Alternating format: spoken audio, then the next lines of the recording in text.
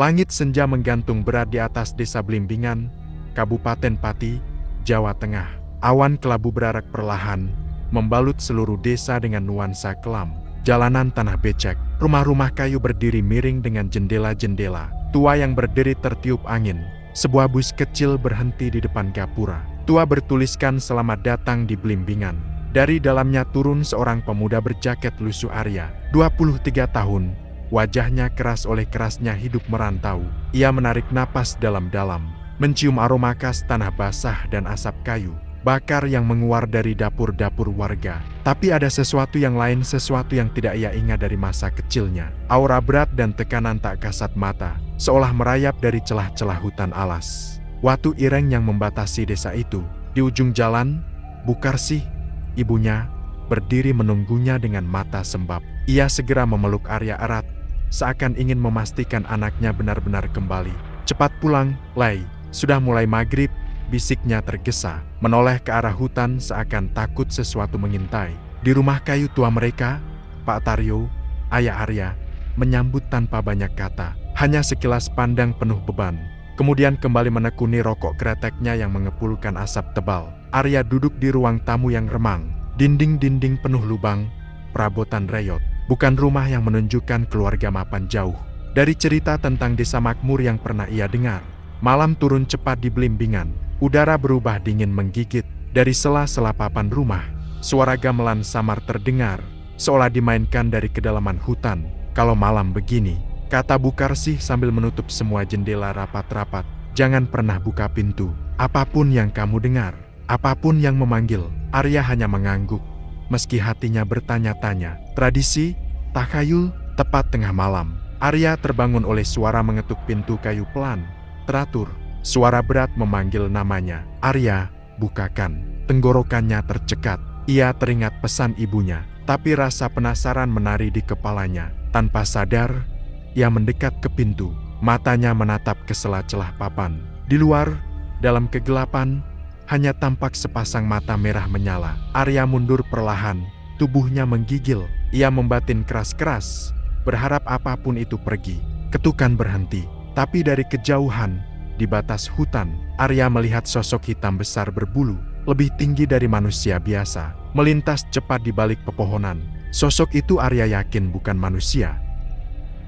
Pagi harinya, desa Blimbingan seperti biasa atau setidaknya pura-pura biasa. Anak-anak bermain di sungai, para petani berjalan ke sawah.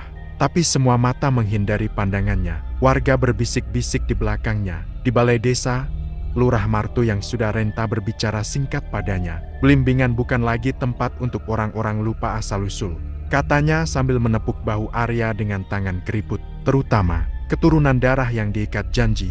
Arya hanya mengernyit. Ia tak paham maksudnya, tapi perasaan aneh itu tumbuh. Bahwa kepulangannya bukan sekadar menyambut keluarga. Ada sesuatu yang menunggunya, sesuatu yang kelaparan. Keesokan harinya, suasana desa Pelawangan terasa berbeda. Kabut tebal menggantung di atas ladang kosong yang dikenal warga sebagai ladang larangan, tempat di mana sosok genderewo dipercaya bersemayam.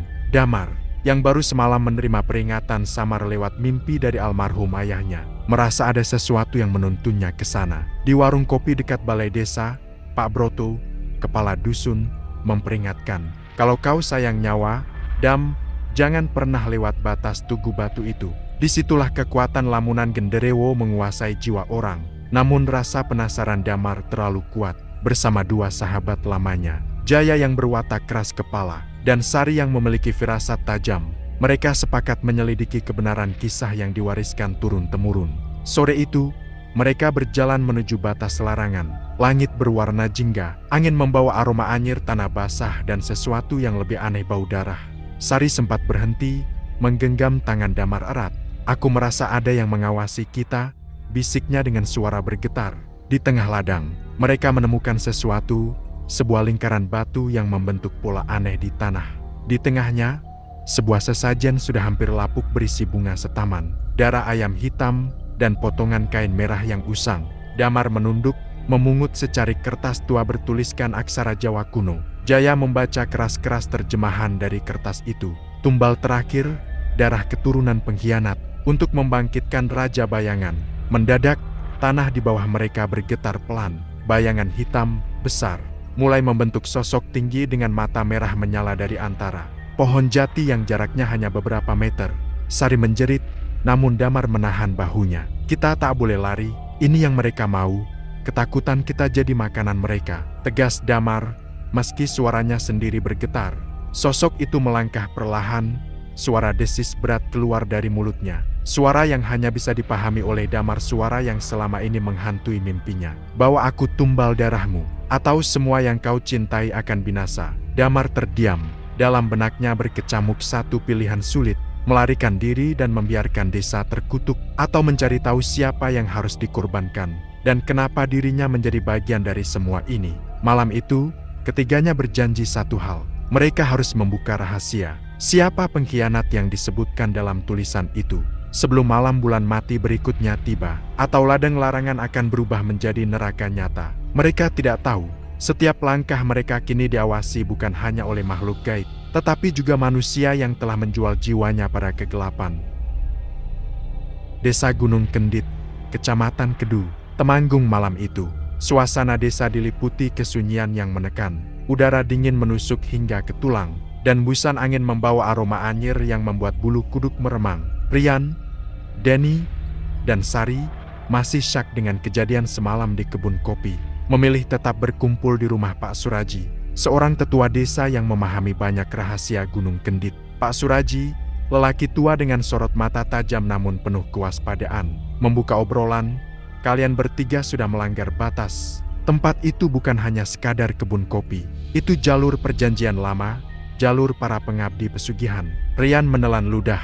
Tapi, Pak, kami tidak sengaja masuk ke sana. Pak Suraji mengangguk pelan, lalu mengeluarkan sebuah kain lusuh berwarna hitam dari lemari kayu tua. Di tengah kain itu tergambar sosok genderewo, makhluk hitam besar bermata merah menyala. Ini lambang pengikat yang sudah melihatnya. Biasanya tidak bisa kembali hidup normal, lanjut Pak Suraji.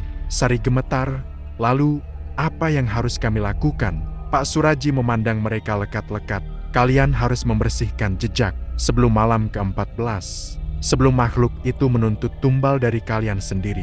Denny berdiri resah. Tapi bagaimana caranya? Pak, kami bahkan tidak tahu apa yang kami langgar. Pak Suraji tersenyum pahit. Ia kemudian membisikkan sebuah nama, Mbah Darmu, seorang kuncen tua yang tinggal di lereng barat Gunung Kendit, satu-satunya orang yang masih berani berhubungan dengan dunia gaib di kawasan itu. Tanpa membuang waktu, malam itu juga ketiganya bergegas menuju rumah Mbah Darmu. Ditemani lampu senter yang redup, jalanan setapak menuju lereng gunung sepi. Hanya suara gemerisik daun dan sesekali lolongan anjing yang terdengar. Saat hampir mencapai rumah Mbah Darmu, mereka melihat sesuatu di tengah jalan. Jejak kaki berukuran sangat besar, basah oleh darah. Jejak itu menuju ke arah rumah kuncen tua itu. Sari memeluk lengannya sendiri, tubuhnya menggigil. Ini bukan jejak manusia, bisiknya ketakutan. Denny memaksa diri untuk tetap berjalan di depan, meski lututnya terasa lemas. Rian mencoba menguatkan diri sambil menggenggam erat tasnya. Akhirnya, mereka tiba di sebuah gubuk reyot beratapkan ijuk. Pintu kayu yang hampir roboh itu terbuka perlahan. Berderit menyeramkan, seakan-akan memang mengundang mereka masuk. Dari dalam, suara serak seorang lelaki tua terdengar. Masuklah, aku sudah menunggu kalian. Tatapan mereka bertiga saling bertemu. Tidak ada pilihan lain. Dengan napas tertahan, mereka melangkah masuk, tanpa menyadari bahwa pertarungan nyawa baru saja dimulai. Rahasia ritual dan suara dari kegelapan. Malam di desa Watupati masih terbungkus kabut tebal. Angin menderu seperti bisikan roh-roh gentayangan. Retno, Arman, dan Denny semakin dalam menggali kebenaran setelah kematian Pak Suraji dan misteri sumur tua di tengah hutan. Di rumah Pak Lurah, suasana mencekam. Dinding-dinding tua seperti mengerang tertiup angin. Di ruang tamu, Retno membuka lembaran-lembaran naskah kuno yang mereka temukan di bawah sumur naskah, yang bertuliskan aksara Jawa kuno. Ini bukan sekadar kisah lama, gumam Retno, menerjemahkan secuil demi secuil. Ada ritual, sebuah perjanjian darah. Arman, dengan napas berat, bertanya, ritual apa maksudmu? Retno mengerutkan kening, suaranya nyaris bergetar. Ritual untuk memanggil makhluk genderuwo, dan ritual ini menuntut tumbal manusia. Semua saling berpandangan. Dada mereka terasa berat. seolah sesuatu yang tak kasat mata kini mulai melingkupi mereka. Malam itu, kejadian aneh mulai menghantui. Danny, yang kembali ke rumahnya untuk mengambil peralatan, menghilang.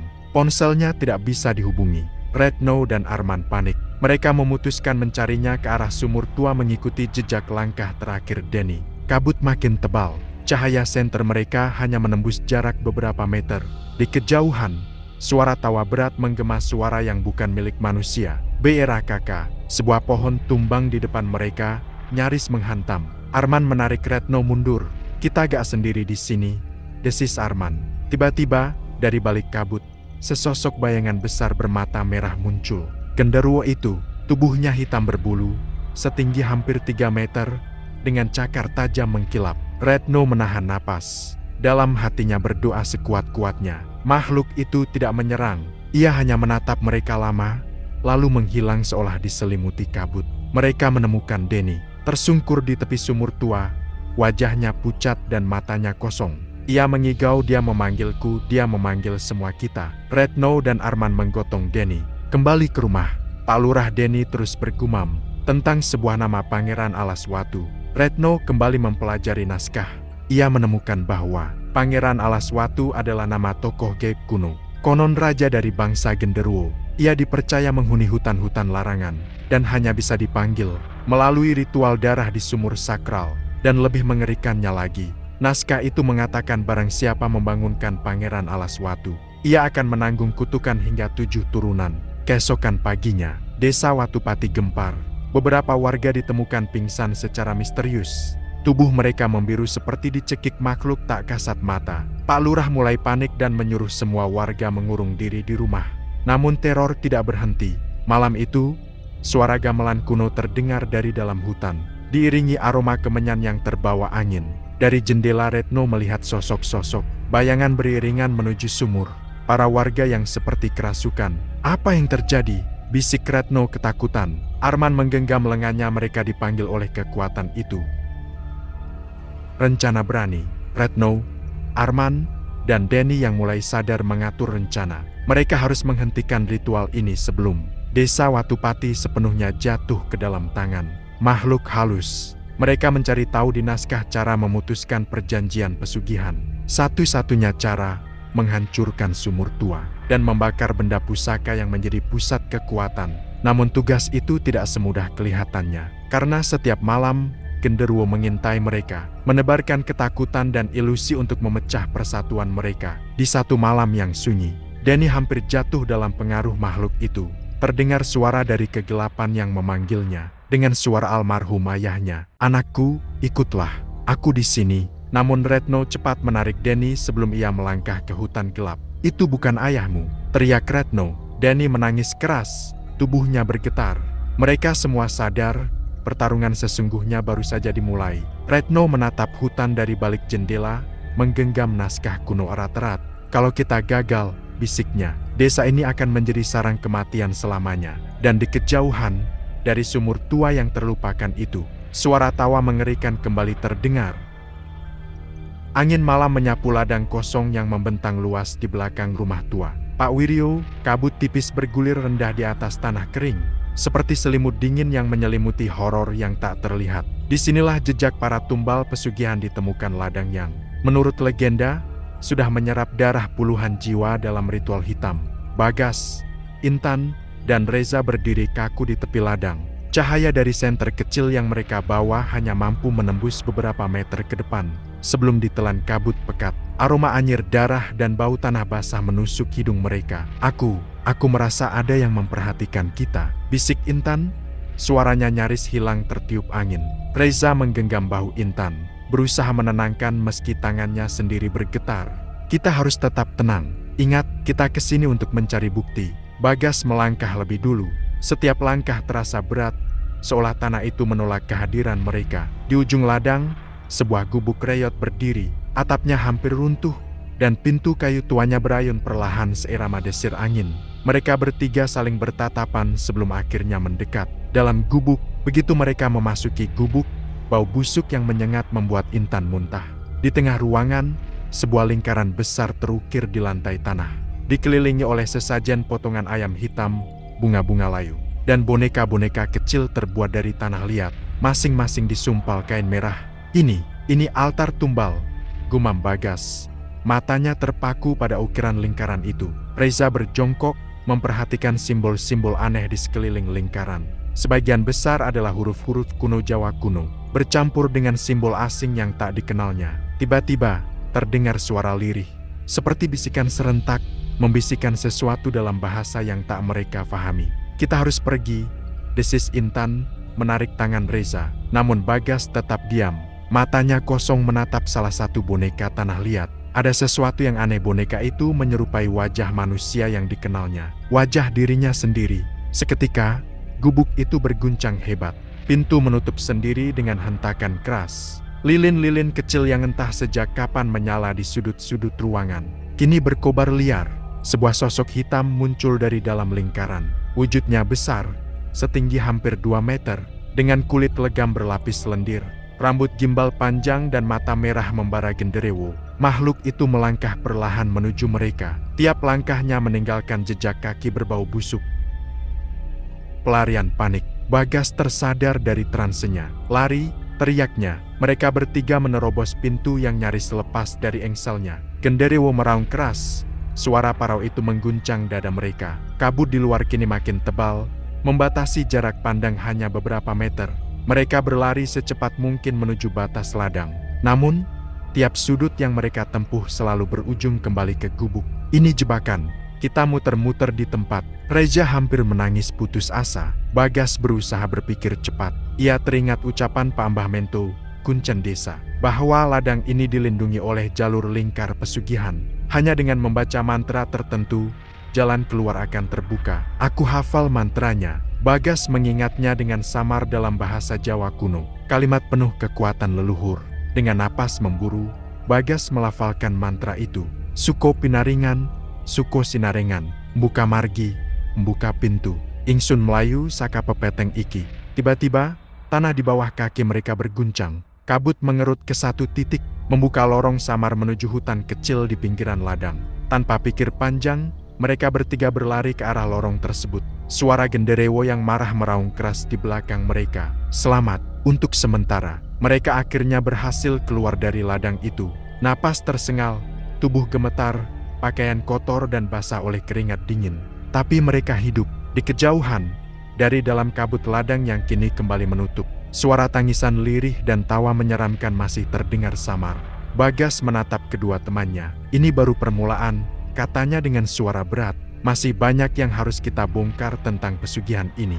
Reza dan Intan mengangguk pelan. Mereka tahu, apa yang baru saja terjadi bukanlah akhir.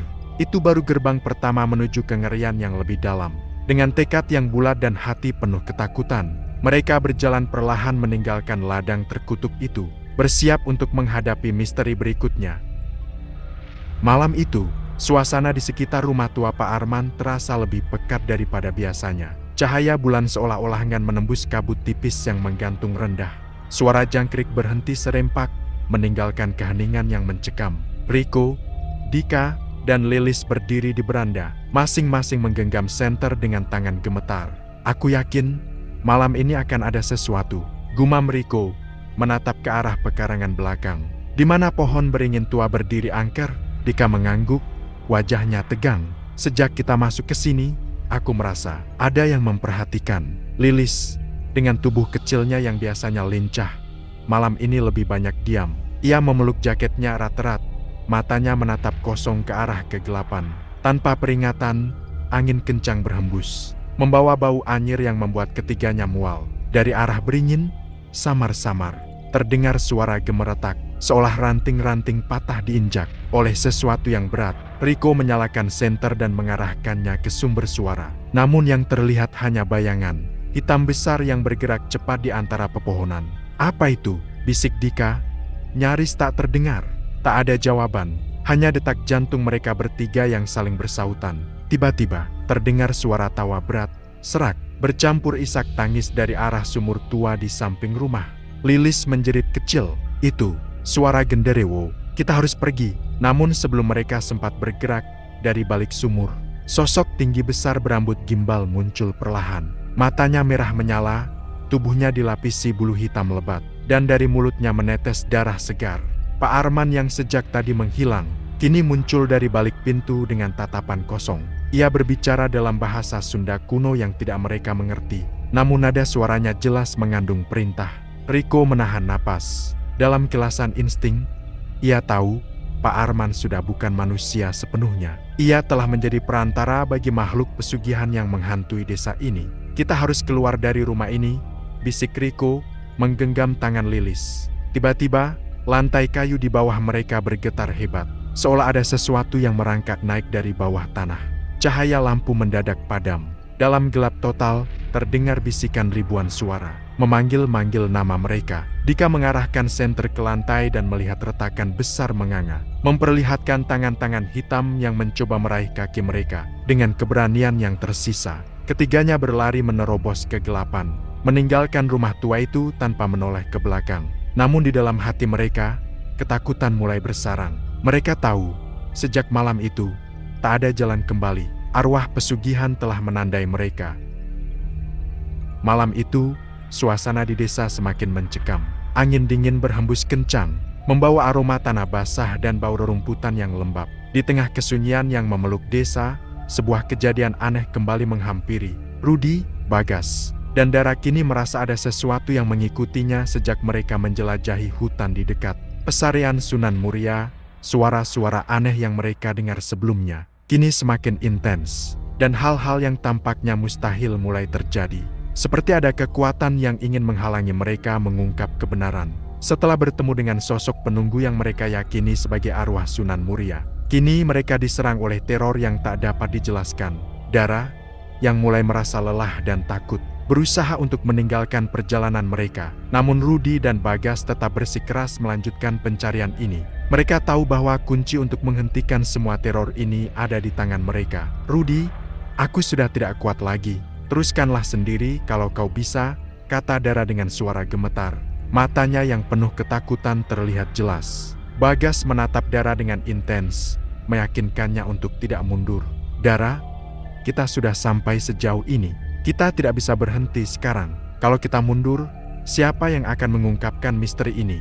Jawab Rudi tegas, meski dalam hatinya juga terasa beban yang semakin berat.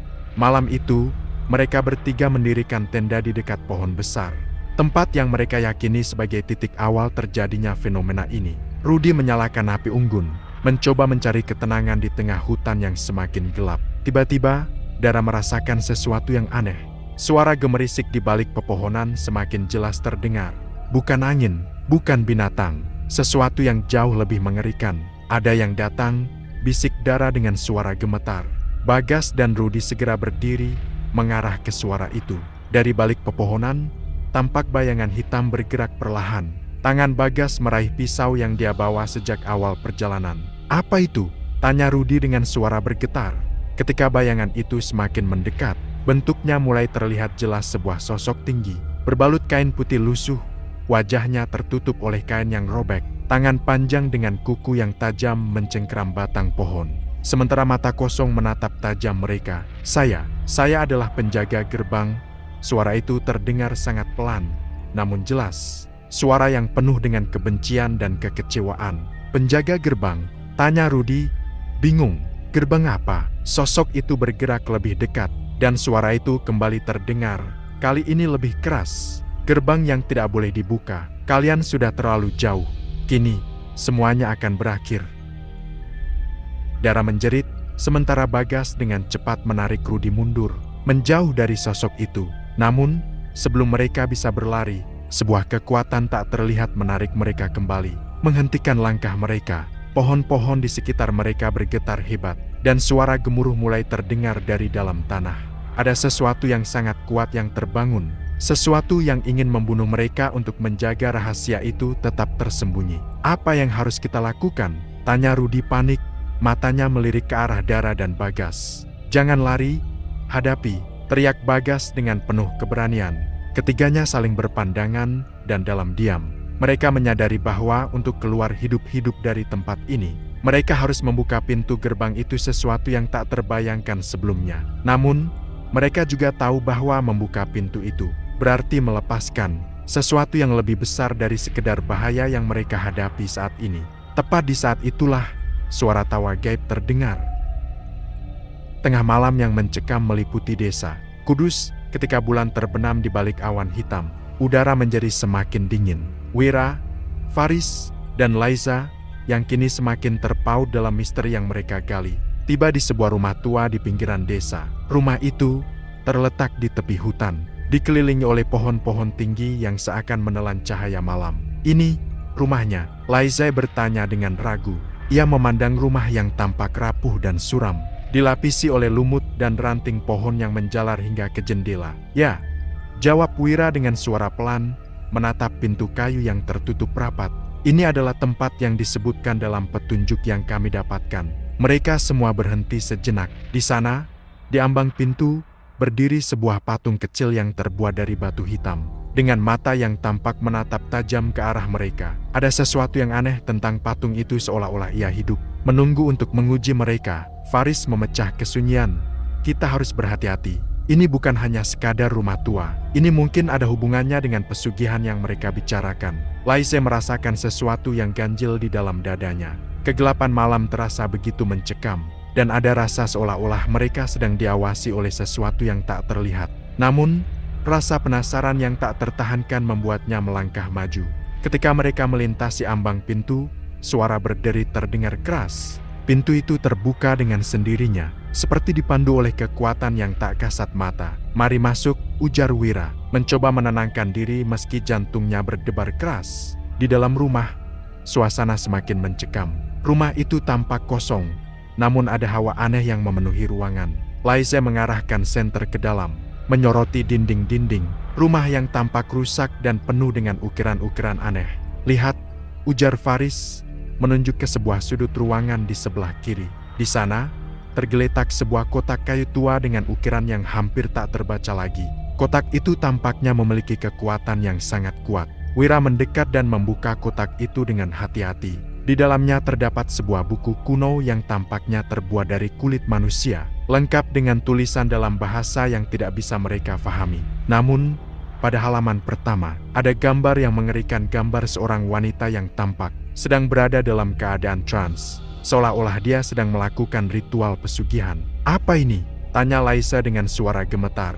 "Sesuatu yang lebih besar dari yang kita bayangkan," jawab Wira, matanya penuh dengan kekhawatiran. "Ini adalah titik awal dari semuanya. Ini adalah pintu ke dunia yang tidak seharusnya kita masuki." Suara berderit terdengar lagi, kali ini lebih keras. Wira, Faris, dan Laiza segera berbalik, namun tidak ada apapun di belakang mereka. Suara itu datang dari lantai di bawah. Mereka seolah ada sesuatu yang bergerak di bawah tanah. "Pergilah!" Suara serak terdengar dari bawah tanah, seperti bisikan yang memanggil mereka. "Jangan biarkan itu menemukan kalian terlebih dahulu." Rasa takut melanda mereka, namun rasa penasaran dan keinginan untuk mengungkap kebenaran membawa mereka maju. Mereka harus mencari tahu lebih banyak tentang pesugihan, dan siapa yang sebenarnya bersembunyi di balik teror ini.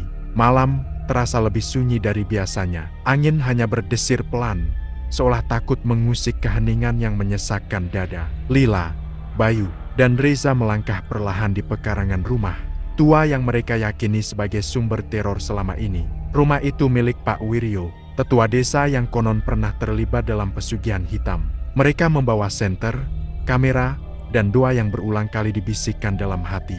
Bayu, dengan napas berat, menunjuk sebuah pohon beringin besar di belakang rumah. "Itu," katanya, "dari situ sering terdengar suara jeritan," ucapnya dengan suara bergetar. Pohon itu tampak seperti bayangan raksasa dalam gelap. Batangnya besar dan berlumut, akar-akarnya menjalar liar di tanah. Lila menggenggam erat tangan Reza, mereka mendekat. Langkah-langkah kecil yang terasa begitu berat saat senter diarahkan ke arah pohon. Bayangan gelap tampak bergeser cepat di antara dedaunan. Lila hampir menjatuhkan senternya, namun Reza menenangkan, "Tenang, kita harus tetap fokus." Mereka memutar kamera ke arah pohon. Suara jeritan lirih mulai terdengar pilu, seolah berasal dari kedalaman tanah. Suara itu makin jelas, menggema di antara batang pohon. Bayu merasakan kulit tangannya merinding hebat. Tiba-tiba, dari balik kabut tipis, muncul sosok hitam besar dengan mata merah menyala genderuwo. Tubuhnya tinggi, berbulu kasar, dan wajahnya mengerikan. Sosok itu berdiri di bawah pohon, menatap lurus ke arah mereka. Lila menahan teriakannya, tubuhnya membeku.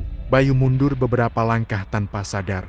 Dan Reza dengan gemetar mengangkat kamera, berusaha merekam bukti keberadaan makhluk itu. Namun sebelum kamera dapat menangkap gambar dengan jelas, genderuwo itu menghilang dalam sekejap, meninggalkan suara tawa serak yang menggema di seluruh pekarangan. Tanah di sekitar akar pohon mulai berguncang, muncul retakan kecil, dan dari celah itu seakan keluar hawa dingin menyengat, membawa aroma busuk yang menusuk hidung. Mereka sadar, ini bukan sekadar pohon tua biasa. Ini adalah pintu penghubung ke dunia pesugihan.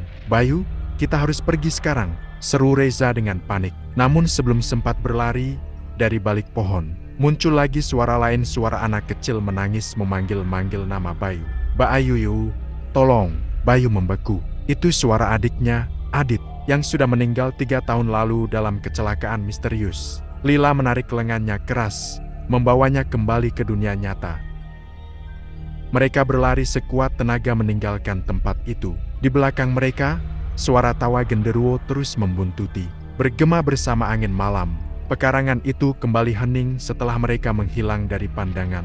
Sesampainya di rumah Reza, mereka baru sadar. Rekaman kamera menunjukkan sesuatu yang tidak mereka lihat dengan mata telanjang.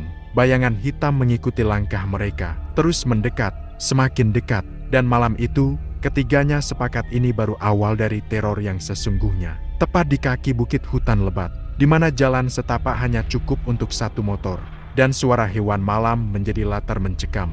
Malam itu, angin berdesir lebih keras dari biasanya. Langit hitam pekat tanpa bintang, seolah seluruh alam menahan napas. Reza, Nadia, dan Rangga bertiga kini melangkah pelan menuju sebuah tempat yang dikatakan warga sebagai alun-alun tumbal.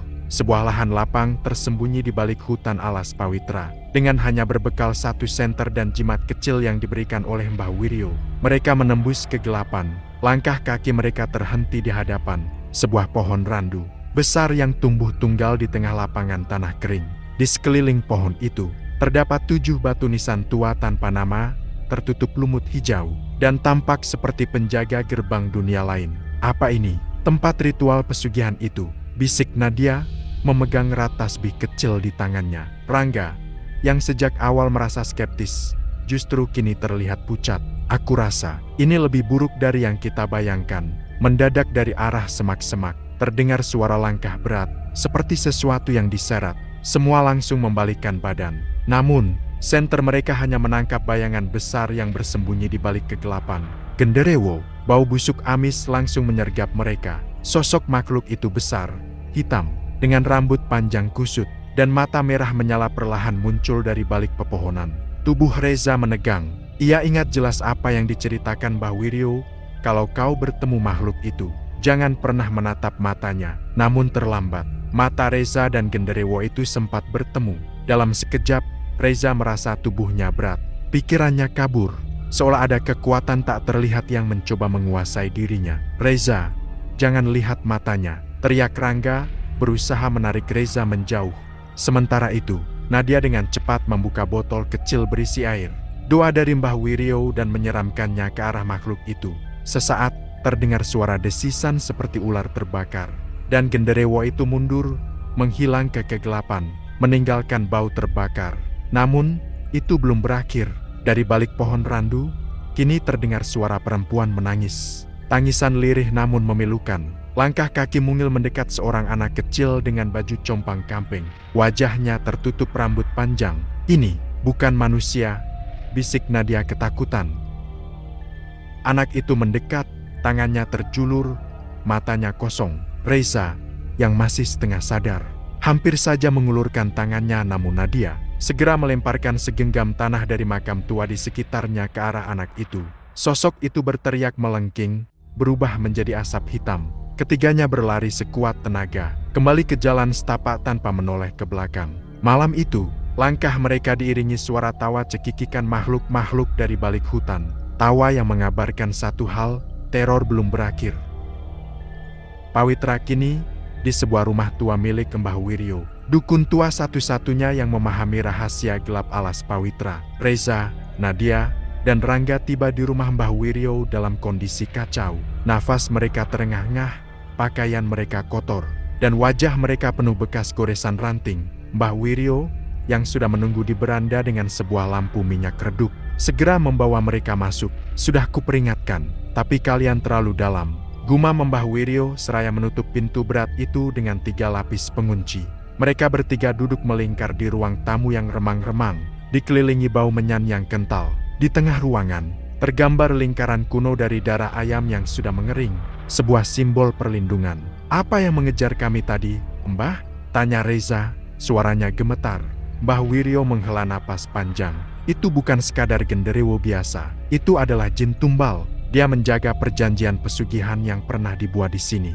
Siapapun yang mendekat tanpa izin dianggap sebagai tumbal baru." Mereka semua terdiam. Nadia memeluk tubuhnya sendiri, merasa hawa dingin menusuk tulangnya. "Tumbal, jadi benar ada tumbal manusia?" tanya Rangga, matanya membelalak. Mbah Wiryo mengangguk pelan.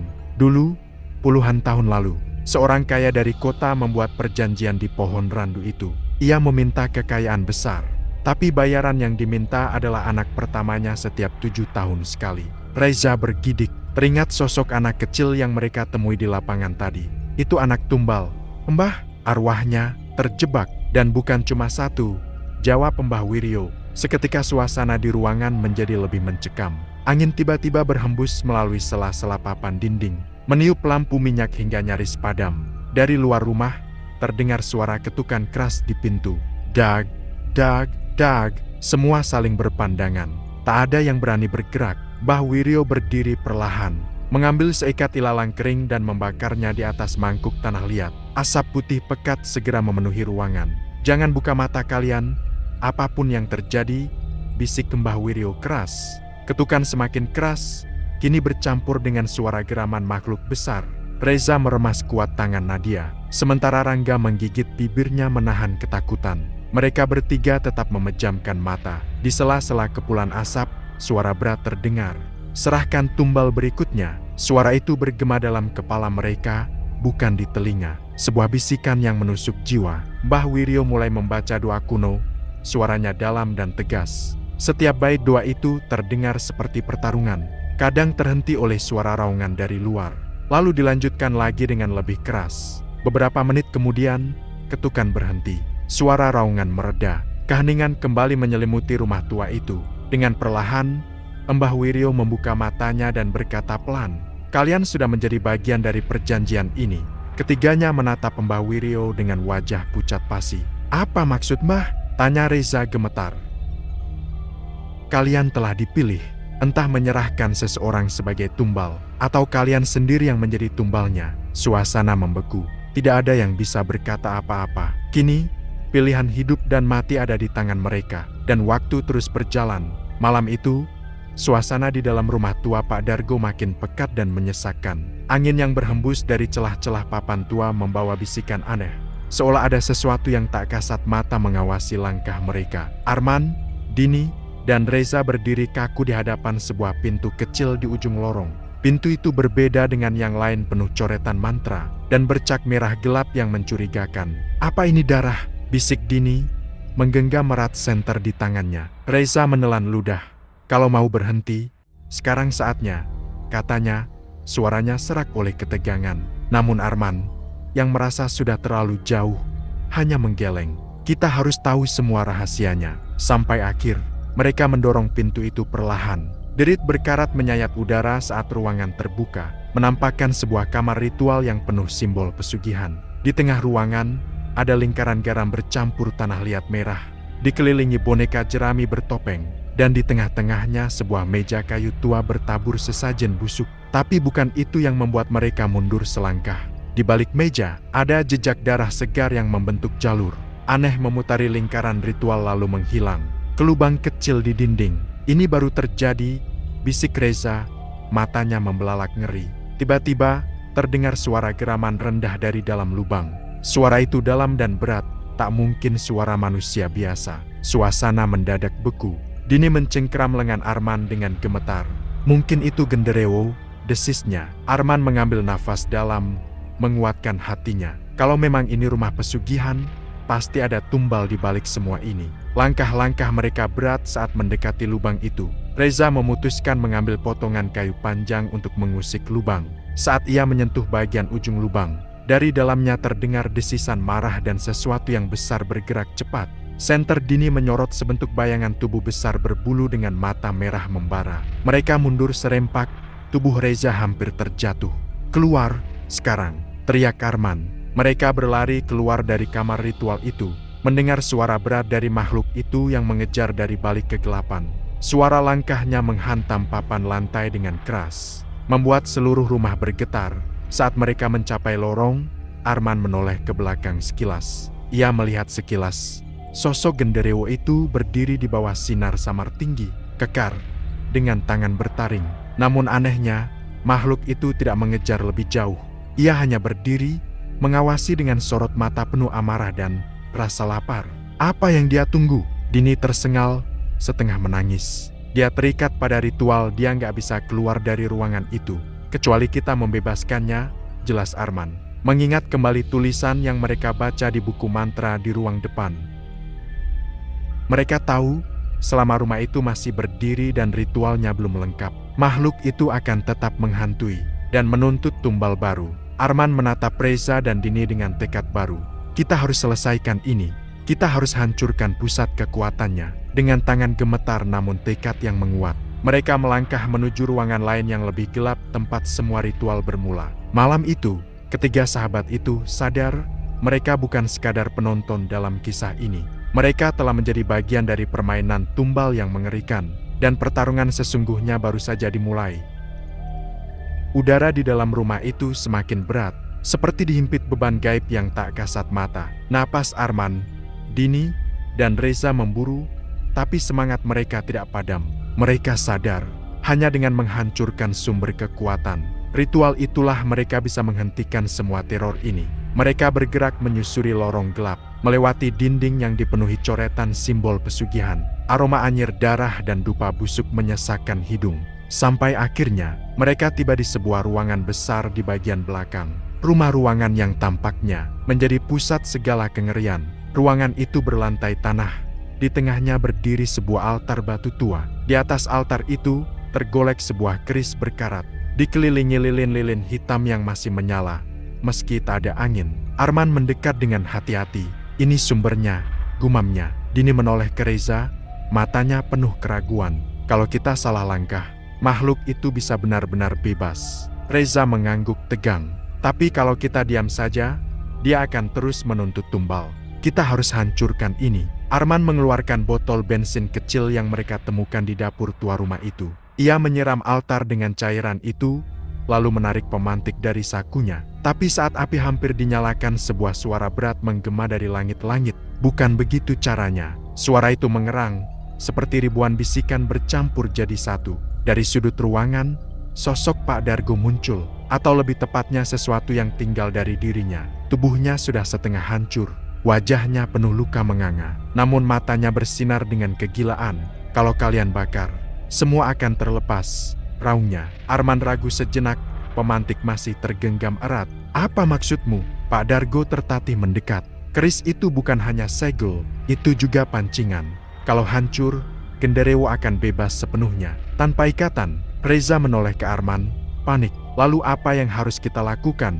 Sementara itu, suara makhluk di lorong belakang semakin mendekat. Langkah beratnya mengguncang lantai. Pak Dargo, dengan sisa kekuatannya, meraih saku bajunya dan melemparkan sesuatu ke arah mereka. Sebuah gulungan kertas tua. Bacakan mantra ini. Hanya itu caranya, desisnya sebelum ambruk ke tanah. Arman cepat-cepat membuka gulungan itu. Di dalamnya, tertulis mantra kuno dalam bahasa Jawa kuno bercampur Arab. Meski terbata-bata, ia mulai membacanya. Saat mantra diucapkan, altar batu mulai bergetar hebat. Api lilin-lilin hitam berkobar lebih tinggi, mengeluarkan suara jeritan gaib yang mengiris telinga. Dini dan Reza berdiri saling membelakangi, bersiap jika genderuwo muncul. Dan benar saja dari lorong belakang, makhluk itu melompat keluar. Wujudnya jauh lebih mengerikan dari yang mereka lihat sebelumnya. Tubuh tinggi besar, berbulu tebal hitam, wajahnya mengerikan dengan gigi tajam berderet. Ia mengaum, mengisi ruangan dengan kekuatan gaib yang hampir menghancurkan akal sehat. Dini berteriak. Reza mengangkat sebatang kayu patah, mencoba bertahan. Tapi Arman terus membaca mantra. Suara keras melawan dentuman gaib yang mengguncang dinding. Tiba-tiba, lingkaran cahaya terbentuk di sekitar altar. Genderewo berusaha menyerang, tapi terhenti di batas lingkaran itu, mengaum marah. Seketika altar batu itu pecah, kerisnya melayang dan terbakar sendiri, menghasilkan cahaya menyilaukan. Dengan jeritan mengerikan, makhluk itu perlahan terseret ke dalam pusaran cahaya. Tubuhnya mencabik-cabik menjadi abu. Semua berakhir dengan satu ledakan cahaya yang membutakan. Lalu, sunyi. Arman, Dini, dan Reza terhempas ke tanah. Tubuh mereka lemas tak berdaya. Saat mereka membuka mata, ruangan itu sudah kosong. Tidak ada altar, tidak ada jejak darah, hanya debu halus yang berterbangan di udara. "Apa, sudah selesai?" tanya Dini lirih. Arman mengangguk, meski hatinya belum sepenuhnya tenang. "Aku harap begitu." Mereka bertiga bangkit dengan sisa tenaga, meninggalkan rumah tua itu yang kini terasa lebih ringan. Seperti kutukan panjang telah berakhir. Tapi saat mereka melangkah keluar, di balik pohon beringin tua, sepasang mata merah masih mengawasi mereka diam, penuh dendam. Malam itu, mereka sadar, beberapa pintu tidak pernah benar-benar bisa ditutup selamanya. Pagi itu, langit di desa Karangsari tampak aneh. Matahari tidak bersinar cerah seperti biasa, melainkan tertutup kabut tipis berwarna merah samar. Udara terasa berat, seolah ada sesuatu yang belum sepenuhnya selesai. Arman, Dini, dan Reza duduk di beranda rumah Dini, mencoba menenangkan diri setelah semua kejadian mengerikan itu. Tubuh mereka masih terasa sakit, tapi yang lebih berat adalah bayangan trauma yang menempel di pikiran masing-masing. "Apa kalian juga merasa ini belum berakhir?" bisik Dini, memecah keheningan. Arman memandang ke kejauhan, ke arah rumah tua Pak Dargo yang kini sudah tampak kosong. "Aku merasa sesuatu masih mengawasi kita." Reza, yang biasanya ceria, kini tampak muram. Ia mengelus luka gores di lengannya, bekas perlawanan semalam. Pak Dargo bilang, keris itu adalah pancingan. Kalau sudah dihancurkan, berarti ada sesuatu yang bebas tanpa batas. Mereka bertiga saling berpandangan, merasakan ketakutan yang sama. Apa mereka benar-benar sudah menghentikan kutukan itu, atau malah membuka jalan bagi sesuatu yang lebih mengerikan? Malam itu, desa kembali diteror. Jeritan pertama datang dari ujung utara desa. Seekor sapi milik Pak Surip ditemukan mati dengan tubuh robek seperti dicabik-cabik. Disusul kemudian suara-suara tangisan dan lolongan aneh dari dalam hutan. Arman, Dini, dan Reza, meski ketakutan, merasa bertanggung jawab. Mereka memutuskan untuk kembali ke pusat semua masalah rumah Pak Dargo. Namun kali ini, mereka tidak sendiri. Beberapa warga desa yang penasaran ikut bergabung, dipimpin oleh Pak Lurah dan beberapa pemuda berani. Saat rombongan itu mendekati rumah tua itu, mereka melihat sesuatu yang mengerikan dari dalam rumah. Muncul kabut hitam pekat, berputar-putar di langit, membentuk wujud seperti bayangan raksasa. "Genderewo," bisik salah satu warga ketakutan. Tiba-tiba dari dalam kabut, sosok Pak Dargo muncul lagi, namun kini hanya berupa bayangan samar. Wajahnya penuh derita. "Kalian membangunkannya sepenuhnya." Suaranya menggema, mengisi seluruh udara. Pak Lurah mengangkat kitab doa yang dibawanya. "Bacakan doa, jangan biarkan dia mengambil jiwa kita." Serempak, warga mulai melantunkan doa-doa. Suara mereka menggema melawan pekik gaib dari kabut hitam itu. Arman, Dini, dan Reza berdiri di tengah lingkaran, saling berpegangan tangan. Mereka sadar, pertempuran ini adalah harga dari semua kesalahan mereka. Dari pusaran kabut, wujud Genderewo yang sebenarnya muncul, tubuh setinggi pohon, bermata merah membara, tangan panjang penuh cakar. Ia meraung, mengguncang tanah di bawah kaki mereka. Tapi saat doa-doa dilantunkan lebih keras, Genderewo mulai kesakitan. Tubuhnya berkedut, kulitnya melepuh seperti disiram air suci. Arman menarik sesuatu dari sakunya, batu kecil hitam yang ia temukan di altar semalam. Sesuatu yang belum sempat mereka gunakan. "Aku tahu ini untuk apa," katanya lirih. Ia melempar batu itu tepat ke pusaran kabut, dan seketika cahaya putih meledak dari dalam kegelapan. Makhluk itu menjerit, suara yang membuat bumi bergetar. Sebelum akhirnya tubuhnya meledak menjadi ribuan serpihan hitam. Lenyap terbawa angin, kabut hitam menghilang. Malam menjadi sunyi, semua warga terdiam, napas mereka berat, tidak percaya apa yang baru saja terjadi. Pak Lurah menatap langit, kemudian berdoa dalam hati. Semoga tidak ada lagi pintu yang terbuka. Beberapa bulan berlalu, desa Karangsari perlahan kembali normal. Meski bekas-bekas teror itu tetap ada di hati semua orang. Arman, Dini, dan Reza pun memilih meninggalkan desa, mencari kehidupan baru di kota. Mereka tidak pernah benar-benar membicarakan apa yang terjadi malam itu, seolah lebih mudah membiarkannya menjadi bagian dari masa lalu. Tapi di suatu malam, di apartemen kecil mereka di kota, Dini bermimpi aneh. Dalam mimpinya, ia melihat rumah tua itu masih berdiri, lebih rapuh, tapi pintunya terbuka sedikit, dan dari balik pintu, sepasang mata merah menatapnya. Dini terbangun dengan keringat dingin, menatap keluar jendela ke langit malam. Ia tahu, beberapa kegelapan tidak pernah benar-benar pergi, tamat.